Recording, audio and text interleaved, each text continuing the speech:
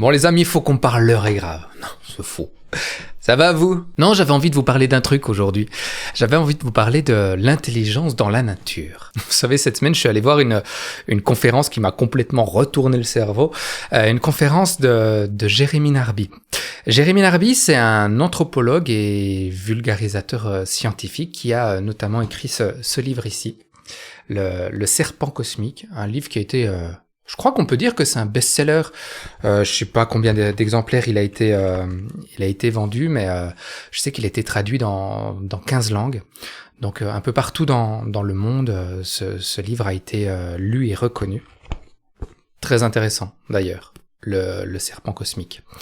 Jérémy Narby, c'est donc un anthropologue qui a une spécialisation, c'est d'être en contact direct avec les tribus amazoniennes. Vous savez, ce sont ces tribus en Amazonie qu'on connaît surtout pour leurs chamans qui prennent de l'ayahuasca, et en prenant de l'ayahuasca, ils arrivent à entrer en contact avec l'esprit de la nature, l'esprit des arbres, l'esprit de toute la biosphère, et ils arrivent à comprendre comme ça comment fonctionne notre monde juste en prenant cette substance qu'est l'ayahuasca. Et le travail de l'anthropologue, justement, le travail de Jérémy Narby, c'est d'aller à la rencontre de ces tribus, de ces chamans, et d'essayer de les comprendre, et puis de faire des parallèles avec ce que dit la science.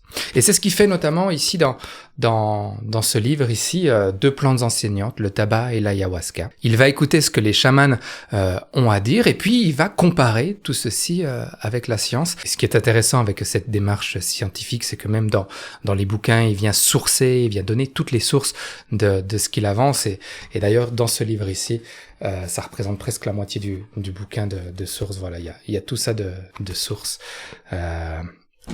Parmi tous les arguments qu'il avance, et c'est très très très intéressant. Bref, tout ça pour présenter le personnage de Jérémy Narby, un vulgarisateur scientifique qui s'intéresse quand même à des choses qu'on pourrait qualifier un petit peu perchées, et puis il essaye de comprendre comment ces choses un petit peu perchées sont comprises ou interprétées par la science. Alors je l'ai dit, ces tribus amazoniennes sont très très en lien avec toute la biosphère, et elles attribuent même des qualités un petit peu étonnantes à cette biosphère, notamment des qualités d'intelligence. Alors quand on évoque comme ça un terme, se demander est-ce qu'un arbre est intelligent, on pourrait se poser la question dans notre culture à nous, dans notre culture européenne, est-ce qu'un arbre est intelligent? Est-ce qu'un brin d'herbe pourrait être intelligent?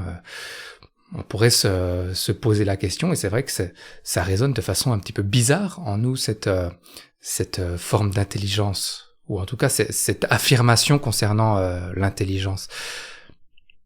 Alors je suis allé voir sur internet pour savoir un petit peu qu'est-ce qu'on pouvait entendre par intelligence, qu'est-ce qui se cachait derrière ce mot intelligence, et sur internet, sur Wikipédia, j'ai trouvé: l'intelligence est l'ensemble des processus retrouvés dans des systèmes plus ou moins complexes, vivants ou non, qui permettent de comprendre, d'apprendre ou de s'adapter à des situations nouvelles. Voilà la définition de l'intelligence selon Wikipédia. Donc on comprend bien qu'il y a trois notions qui sont importantes, c'est comprendre, apprendre et s'adapter à des situations nouvelles. Bon, on peut très bien se dire, oui, une plante peut s'adapter à des situations nouvelles. Je pense que vous avez déjà tous fait l'expérience chez vous. Quand vous avez une plante qui s'oriente contre la fenêtre, il suffit de tourner le pot, et la plante va se redresser. Elle va s'adapter à cette nouvelle situation. Mais est-ce qu'une plante peut vraiment comprendre, et surtout, est-ce qu'une plante peut apprendre quelque chose? Est-ce qu'une plante peut même avoir de la mémoire face à un événement? Et là, les scientifiques ont fait des tests avec une plante qui s'appelle le Mimosa pudica. Je sais pas si vous connaissez cette plante. C'est une plante qui est assez rigolote quand on la touche. Il y a tout plein de petites feuilles comme ça. Et quand on la touche, elle va refermer ses feuilles. Et c'est donc avec cette plante-là que les scientifiques ont fait une expérience. Ils ont mis un pot de cette plante sur un tapis roulant. La plante avançait, et puis au bout d'un moment, elle tombait. Et bien sûr, quand elle tombe, la plante, elle se referme. Et puis ils ont fait cette expérience des dizaines de fois, 50, 60 fois, et au bout d'un moment, la plante a compris que finalement c'était pas spécialement un problème, elle n'avait pas besoin de se protéger, hein, c'est parce qu'elle se protège qu'elle referme ses feuilles, elle n'avait pas besoin de se protéger, que c'était pas un danger. Du coup, ça avançait, elle tombait, mais elle ne se refermait plus. Ce qui fait que la plante a compris, elle a compris que elle a compris et elle a appris que le fait de tomber de cette hauteur-là, c'était pas un problème pour elle, c'était pas un problème pour sa survie. Donc elle n'avait pas besoin de mettre de l'énergie pour refermer ses feuilles, elle pouvait les garder ouvertes. Elle a compris, elle a appris. Et les scientifiques sont allés même encore plus loin avec cette expérience. Ils ont repris la même plante 2 mois plus tard. Et ils ont refait l'expérience. Alors au début, bien sûr, elle se referme, mais très rapidement, au bout de la 2e ou de la 3e expérience, elle s'est souvenue que, tiens, ça c'est la même expérience que j'ai déjà vécue, c'est pas un problème. Et du coup, il n'y avait pas besoin de le faire 50 fois, il n'y avait pas besoin de le faire 60 fois, juste 3-4 fois, et puis la plante avait gardé les feuilles ouvertes. Donc non seulement la plante a appris, mais en plus elle a de la mémoire, et elle a gardé cette expérience en mémoire. Puis bien sûr, maintenant, on connaît de plus en plus la faculté qu'ont les arbres, qu'ont les plantes à communiquer entre elles, que ce soit via des hormones ou peut-être pas des hormones, mais en tout cas des molécules qu'elles balancent dans l'air, ou via des informations qu'elles transmettent dans le sol à travers leurs racines, qui est reliée via des champignons dans le sol. Elles arrivent à communiquer entre elles. Donc on a des plantes qui arrivent, on a des êtres vivants qui arrivent à communiquer, qui arrivent à apprendre, qui arrivent à comprendre. Je crois que là on est vraiment on peut vraiment dire que scientifiquement les plantes, toute la biosphère qui nous entoure est vraiment douée de cette intelligence. Et ça, nous, dans les pays occidentaux, on commence à le comprendre, on commence à peu près à l'accepter. Et encore, moi, quand j'ai appris ça, je tombais des nues de savoir qu'une plante pouvait avoir de l'intelligence. Mais il y a des tribus, justement, en Amazonie, qui l'ont compris depuis très très longtemps, et qui vivent comme ça dans cette pensée que toute la biosphère est intelligente. Et eux, ils vont même plus loin. Quand on parle de la tribu, par exemple, des Ashaninka, chez les Ashaninka, la tribu des Ashaninka, c'est pas seulement l'être humain. Pour faire partie de la tribu, il suffit d'être sur le territoire des Ashaninka. Ce qui fait que l'arbre qui est là, c'est autant un Ashaninka que l'être humain Ashaninka. Le brin d'herbe est autant un membre de la tribu Ashaninka qu'un être humain de l'Ashaninka. Je vais faire une petite digression sur les brins d'herbe.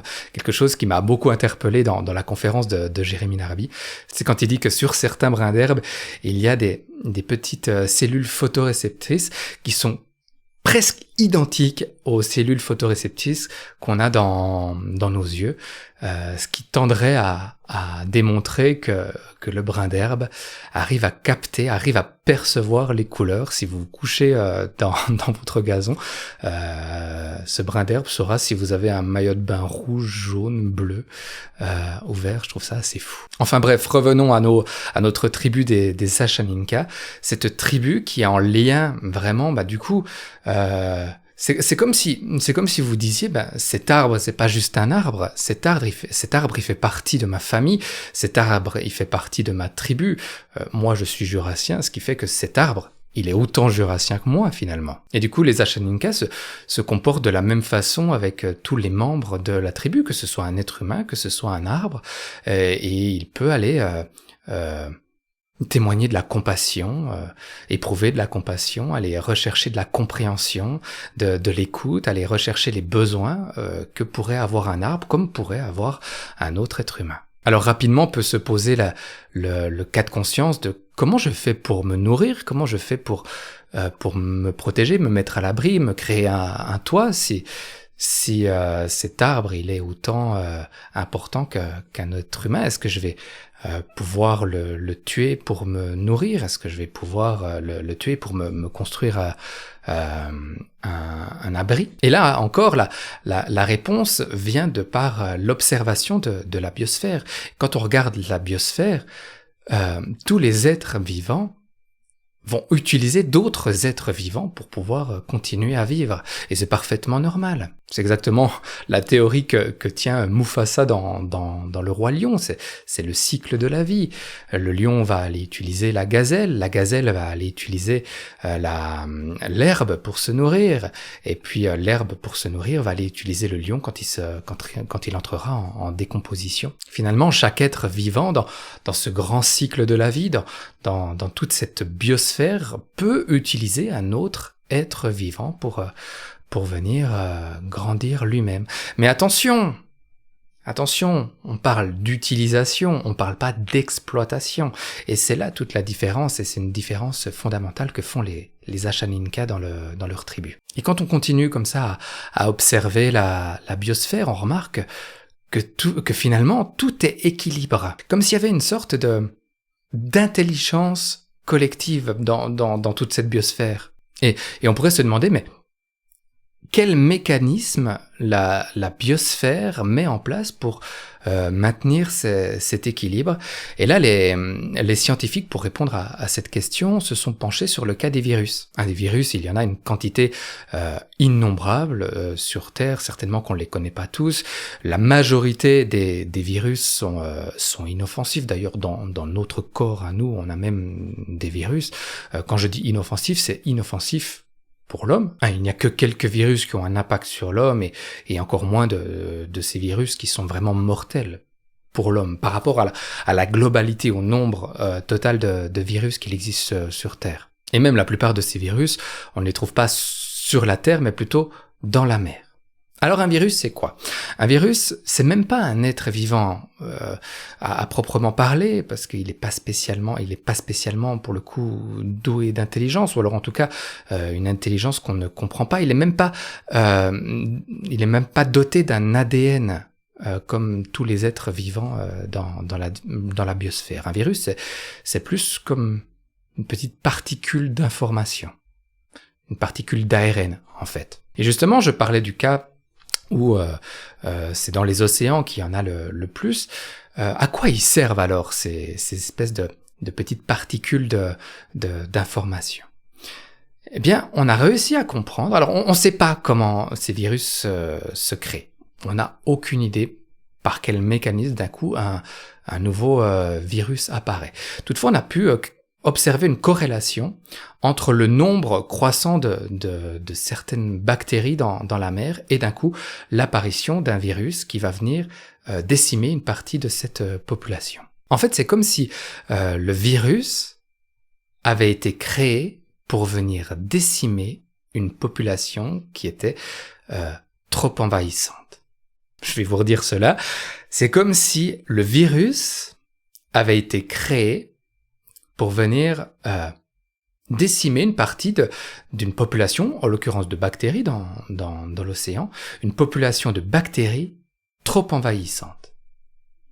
Alors je ne sais pas vous quelle conclusion vous allez tirer de cette observation scientifique, mais moi ça m'a fait réfléchir, et en plus on est en train de vivre une crise, la crise du coronavirus, et je me suis demandé si cette crise du coronavirus finalement c'était pas une invitation, comme un avertissement, une invitation à prendre conscience que l'être humain fait partie de la biosphère, qu'on est un maillon de la biosphère, mais qu'on est juste un maillon pas plus ou moins important que les autres maillons de la biosphère, qu'on est un maillon comme les autres, qu'on a une importance, bien sûr, un rôle important à jouer dans cette biosphère. Et puis, est-ce qu'il serait pas justement temps de retrouver notre place au milieu de cette biosphère, et de retrouver un peu notre nature profonde, de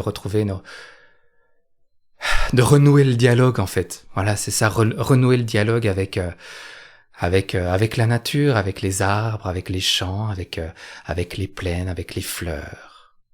Et finalement de reprendre notre place dans le cycle de la vie et simplement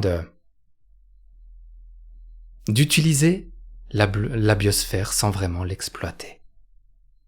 Retrouver notre place au milieu de cette biosphère pour retrouver un meilleur équilibre. Qu'est-ce que vous en pensez, vous, de tout ça, hein? Allez, salut!